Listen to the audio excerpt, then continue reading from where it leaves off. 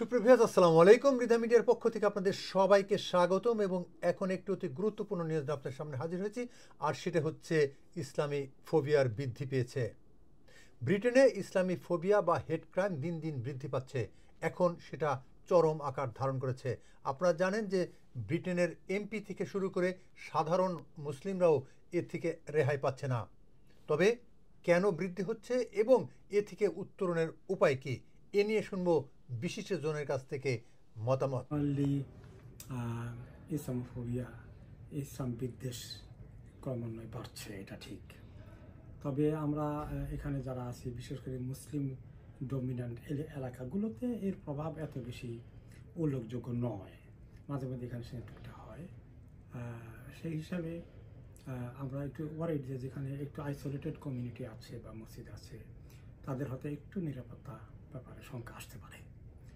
বৈশ্বিক কারণ, ইন্টারন্যাশনালি কারণ এক্ষেত্রে দেখেন ইউকেতে রিফর্ম ইউকে যেভাবে লোকাল ইলেকশনে একচেটিয়া জয়লাভ করছে, এবং গত কয়েক সপ্তাহ আগে আমি বললাম না ইউগভ জরিপেই দেখা যাচ্ছে 28% ইউকে রিফর্মের হোয়ারেজ আপনার 22% হচ্ছে গিয়ে আপনার লেবার, আর 16 হচ্ছে কনজারভেটিভ, 17 হচ্ছে গিয়ে লিবডেম।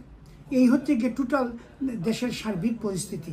কাজেই আমি বলবো যে অনেকগুলো কারণ, আন্তর্জাতিক কারণকে আমরা পাই না।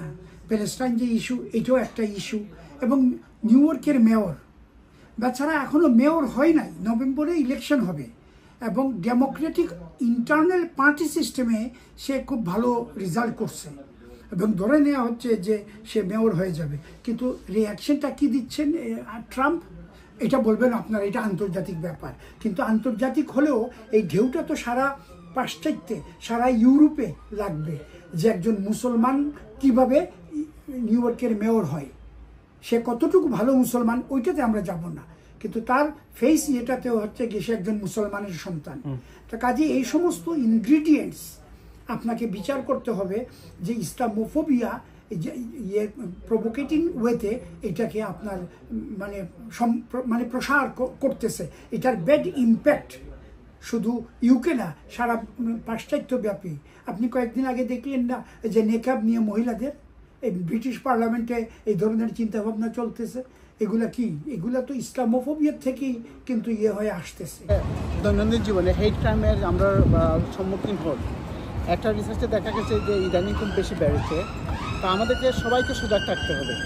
আমরা যদি কোনো শারীরিক হেট ক্রাইমের আমরা উপদ্রব বাড়ে, আমরা ওইটার সম্মুখীন হই। যদি মানসিক হেট ক্রাইম বাড়ে, আমাদের কাজের জায়গাতে বাড়ে, এইগুলোতে আমরা প্রশ্রয় দেবো না। আমরা we have to take the right response. আমাদের প্রত্যেকটা প্রতিষ্ঠানে, বিশেষ করে স্কুলে এবং কাজের জায়গাতে একজন আছে যে একজন দায়িত্বে আছে যে কোনো ধরনের কোনো বুলিং বা হেট ক্রাইমের কোনো কেউ আক্রান্ত হলে সাথে সাথে তাদের সিনিয়রদেরকে জানাতে হবে। এটার উপযুক্ত ব্যবস্থা নিতে হবে। প্রত্যেকটা প্রতিষ্ঠানে এবং বিশেষ কাজের জায়গাতে রুলস এবং রেগুলেশনস আছে যেগুলো হেট ক্রাইম এবং বুলিং যেগুলোকে ডিল করে। আমাদের তাদের সাথে রিপোর্ট দিয়ে হচ্ছে এটাকে দমন করার চেষ্টা করা। একটা সিভিলাইজ কান্ট্রিতে বসবাস করি, যে দেশে গণতন্ত্রের চর্চা হয়, মানুষের কথা বলার অধিকার থাকে, এমন একটা রাষ্ট্রে আমরা বসবাস করি। কিন্তু অনেক সময় দেখা যাচ্ছে আমরা যখন মসজিদে নামাজ পড়তে যাই, অনেক সময় আমরা রাস্তায়ও অনেক হেট ক্রাইমের ফেস করতে হয়। বিভিন্ন মসজিদে আপনারা দেখেন, মসজিদে কিছু একটা পালিয়ে যায়, কিছু একটা গত কয়েকদিন আগে আপনারা দেখছেন একটা মসজিদে ইঁদুর ছেড়ে চলে গেছে।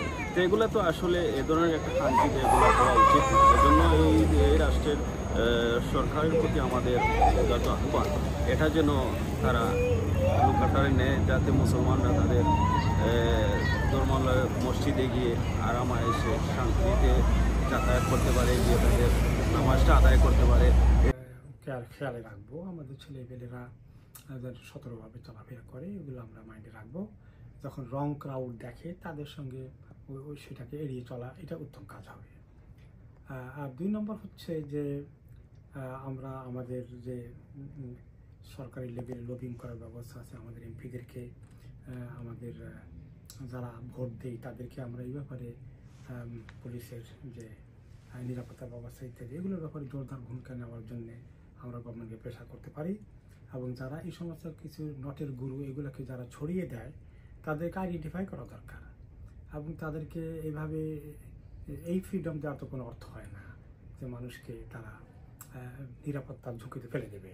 কাজে সে ব্যাপারে গভর্নমেন্টের তো এই দেশে গোয়েন্দা থেকে শুরু করে সকল সংস্থা আছে, তারা সেগুলোকে ওয়াচ করা দরকার এবং এই যে তারা রিয়েলি কমিউনিটির মধ্যে ইনসিকিউরিটি নিয়ে আসে তাদের ব্যাপারে গভর্নমেন্টের তাদেরকে আটক করে রাখা দরকার, তাদেরকে সেভাবে আইনি প্রক্রিয়া নেওয়া দরকার।